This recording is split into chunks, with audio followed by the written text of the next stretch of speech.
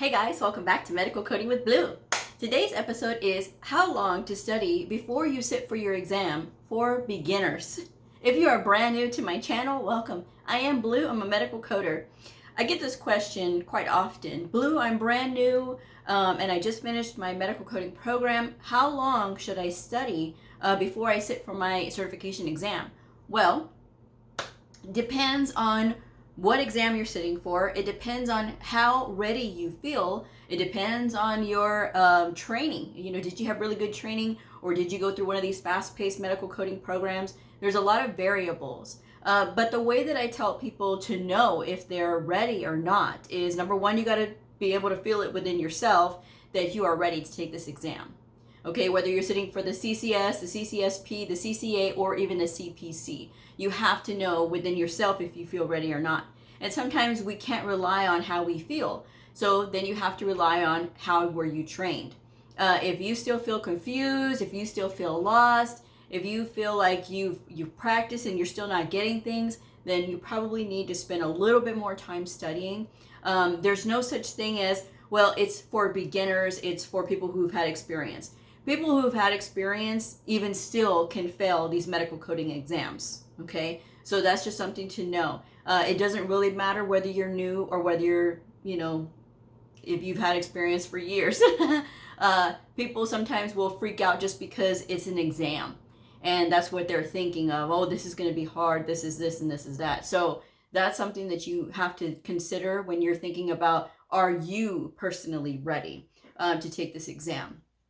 But I do recommend reviewing the website, whether you're going with AHIMA or AAPC. These are the two major medical coding associations that I recommend, the American Health Information Management Association or the American Academy of Professional Coders. Either one of these, employers are looking for these credentials. If you are getting trained with a program that is not readying you for AHIMA or AAPC, then I would strongly recommend that you look for another medical coding program.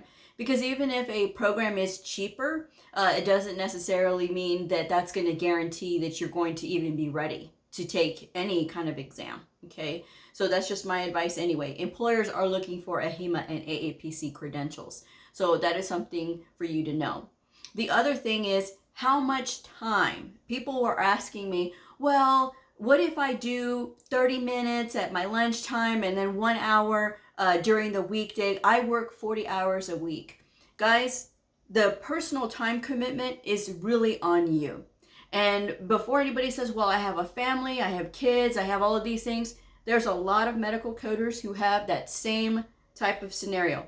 They have a bunch of kids, they got a family, they have a spouse, they got to take care of them, they got a parent they're taking care of, and they still manage to squirrel in that time, even though they're working 40 hours a week. 36 to 40 hours a week, that's already full time. But if they're really wanting to do this, you will make the time to do it. There will be nothing and nobody that can stop you when you want to do something, okay? So that's something that you ought to know. I have worked 40 hours a week for a long time. When I took my very first exam, for AHIMA, I took the CCA, or the Certified Coding Associate, which is a great credential, okay? I took it, and out of my class of 34 people, I was the only one who passed it the first try. And at the time, and this was in 2008, at the time, I was working multiple jobs. So I was working a lot of hours, and I was literally working 7 days a week and trying to get through school, trying to keep my head above water financially, and I still managed to make time to study. So if you're looking for, oh, I don't have time, if you have it in your head that you don't have time, then you will not have time. It's plain and simple. I get a lot of people who write to me trying to like negotiate. Hey, if I do only this time, do you think that's enough? Guys, I don't know. I don't know you. I don't know your absorption rate and how you learn things. I don't know you personally. I don't know your work ethic. But I will say this, the less time that you spend studying, that's the less amount of time that you're going to spend to be proficient in something that you are trying to get into. So if you want to get through these programs, if you want to get through the studying time, People have asked me, well, Blue, is the 20 hours that you recommend for only the school time, or is it recommended for when you're studying for the test? Guys, if you feel like you're very confident and you have it down, then by all means study however long you want to. But I have recommended that when you are in school to spend at least 20 hours a week studying. And that's on top of your school time. So school time is maybe a couple of hours on top of that, 20 hours. And 20 hours on a 40-hour work week is doable. Let's do the math, shall we? So you have a 30-minute commute to work. Even if you don't have a 30-minute commute to work, maybe you're working remotely right now. Take 30 minutes before you start your work and 30 minutes at the end of the day when you're supposed to be driving home. That's already 1 hour, okay? In the course of a week, a 5-day week, that's 5 hours already. Now, if you go home, right, when you go home, not if you go home, when you go home and you are studying in the evening, you have 1 hour that you can squirrel away. Well, no, Blue, the kids and this and that. A lot of times, guys, what happens is we are not asking for what we need. And when we're adults and going back to school, we have to get the other people in our household on board if we want to do this. And sometimes asking for that is really hard for some people. But I want you to know this. If this is what you want to do, if you have decided that you want to do medical coding and you've been in the program and you need other people in your household to get on board, then you need to speak up. Speak up and let them know, hey guys, I need your help.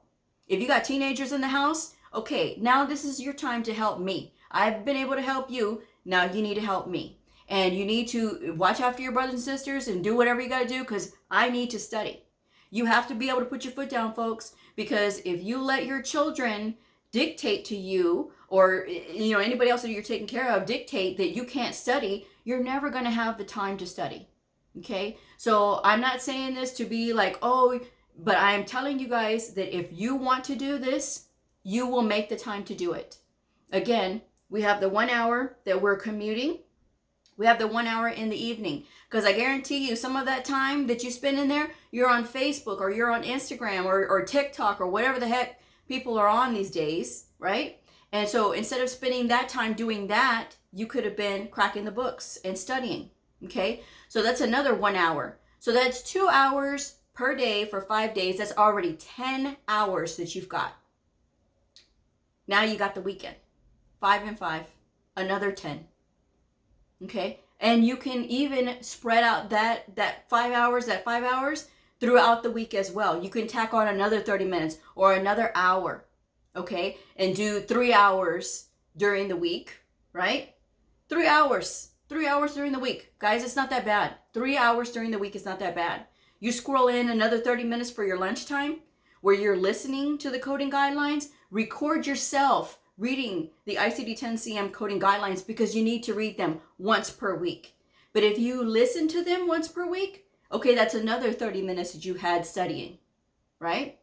So again, that's tacking on another hour. Instead of doing 10 hours during the week, you can actually do 15, okay? 30 minutes for your lunch that you're listening and you're eating, and then another 30 minutes in the evening along with that 1 hour.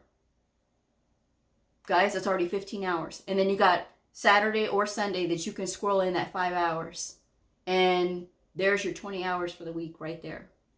And you still have a day off and you still have time to be with your family.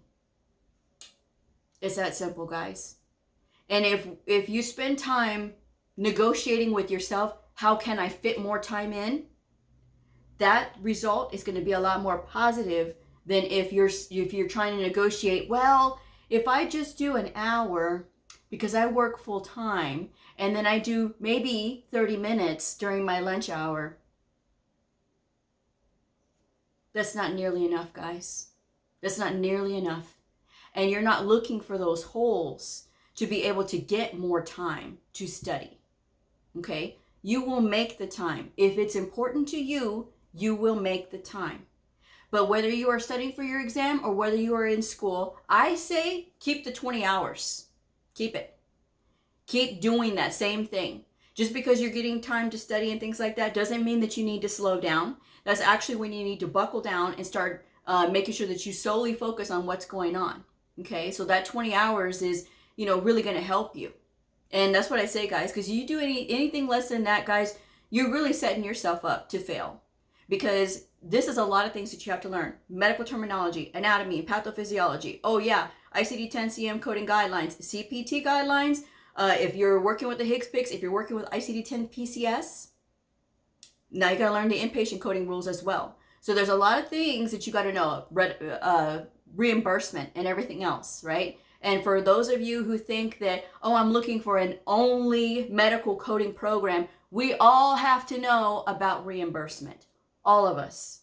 That's not something that we can get out of. So the program may say medical coding or medical billing and coding. Just because you get training in billing does not mean that you have to do billing, because the reimbursement will be on your test. If you look at any of the domains on any of the exams, the CCS, the CCA, the CCSP, or the CPC, all of them cover reimbursement. All of them. So don't think just because you want to get into only medical coding that you don't need to learn billing. You will have to learn billing. That's just part of the package, guys.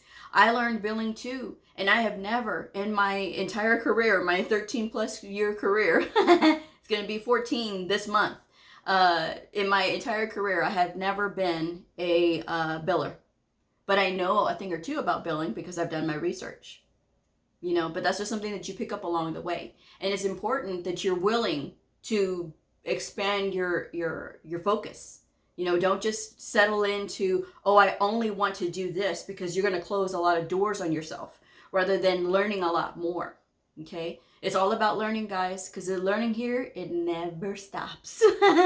It never stops. But again, guys, whether you are brand new or whether you have experience, you will make the time to study. Study at least 20 hours a week. And I recommend that. If that's too much for you guys, you don't have to listen to me. You don't have to listen to anything that I say. But I'm a veteran medical coder who knows what I'm doing. And I'm trying to help you out. So keep that in mind. If you want to just foo-foo the whole thing, by all means. But I'm just letting you guys know, this is my advice. This is what I would tell you.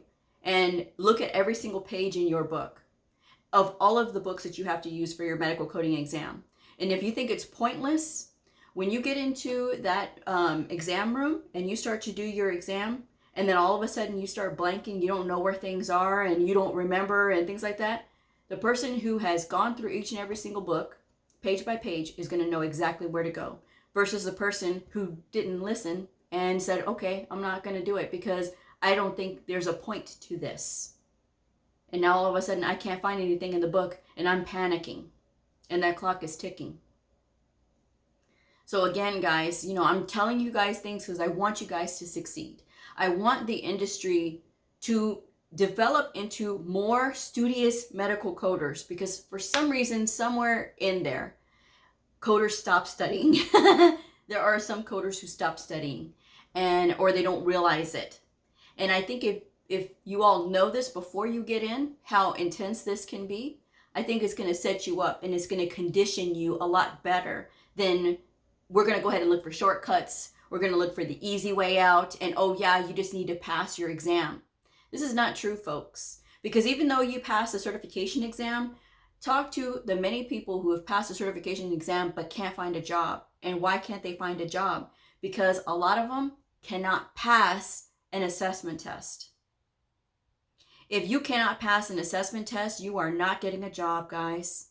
So again, if you are doing the studying and the heavy lifting and the learning the slow way, because the slow way is the fast way, that's going to set you up for success a lot faster than if you're trying to find the shortcuts and trying to negotiate less time to study.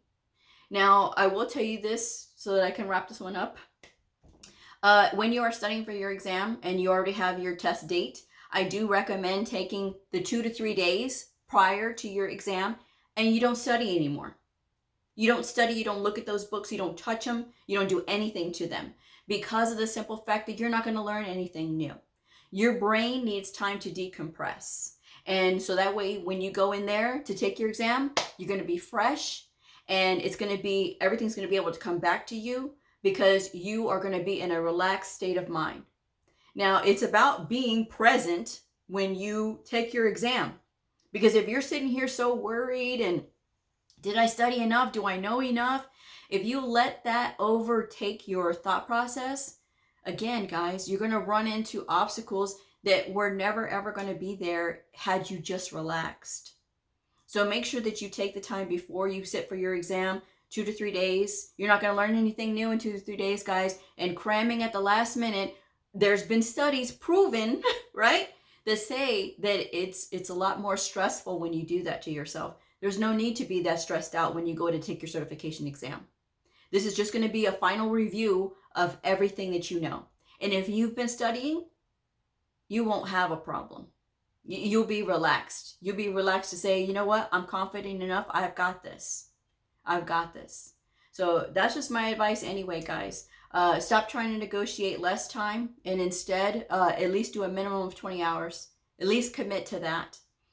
So that way you can get in there and do it. If you want to do less time, that's up to you. But guys, that's my advice anyway, 20 hours.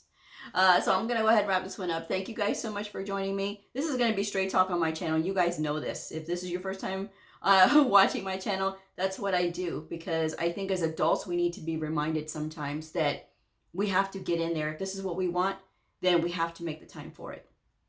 Anyway, I will see you guys next time. Like, subscribe, share, and I'll see y'all again. Bye.